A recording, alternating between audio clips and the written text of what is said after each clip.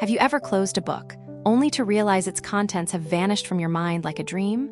Or worse, when someone asks what it was about, you're left stumbling, unable to articulate anything beyond a vague, "It was good." This frustrating experience isn't a sign of a poor memory. It's a sign that we were never truly taught how to read. We were taught to decode letters, but not to absorb wisdom. Today, we're unlocking the secrets of a book that has sold over 10 million copies, often called the definitive guide to this essential skill. How to Read a Book by Mortimer Adler and Charles Van Doren. Their life's work answers a single, profound question. How do we move beyond passively scanning words to actively mastering knowledge? The answer lies in understanding that reading isn't a single activity, but a discipline with 4 distinct levels of mastery. Most people, tragically, never progress beyond the first 2. Level 1 is elementary reading. This is the basic literacy we learn in childhood, recognizing words on a page. While fundamental, staying at this level is like knowing the alphabet but never learning to form sentences that convey deep meaning. It's the mechanics without the soul. Level 2 is inspectional reading, the art of strategic skimming. Instead of diving into page 1 and hoping for the best, a skilled reader first surveys the landscape. They study the title, the preface, and the table of contents, the book's architectural blueprint. They dip into key chapters and read a few paragraphs to understand the author's style and structure. In less than an hour, they can grasp the book's core argument, its overall map, and decide if it's even worth a deeper journey. This isn't cheating, it's reconnaissance, an essential step most of us skip, leading to wasted hours on books that aren't right for us. But to truly understand a work, you must ascend to level 3, analytical reading. This is where reading becomes an active, demanding dialogue. It's the difference between looking at a car and taking apart its engine. Here, you become an intellectual sparring partner with the author. To do this, Adler provides a powerful framework of 4 critical questions you must constantly ask. First, what is the book about as a whole? You must be able to state its central theme and purpose in a few sentences. It's about distilling the entire work down to its essential core. Second, what is being said in detail and how?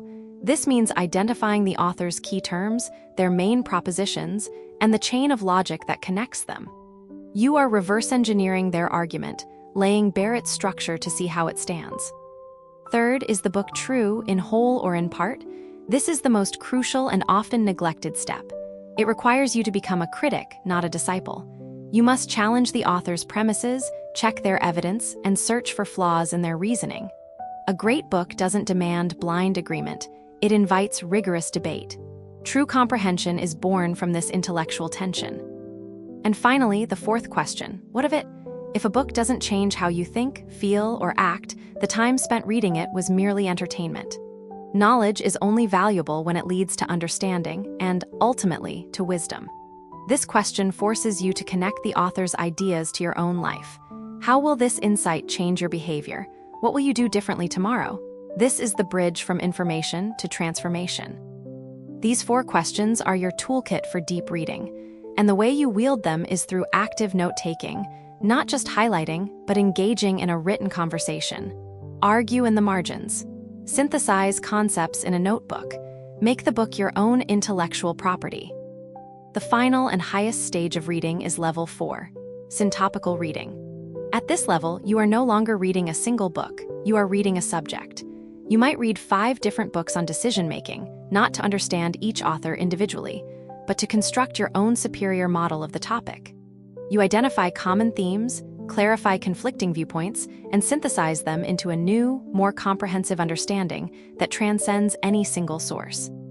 At this stage, you move from being a consumer of knowledge to a creator of it. You are no longer just learning from the great conversation of human thought, you are contributing to it. Each level builds upon the last, transforming reading from a passive chore into an empowering act of discovery.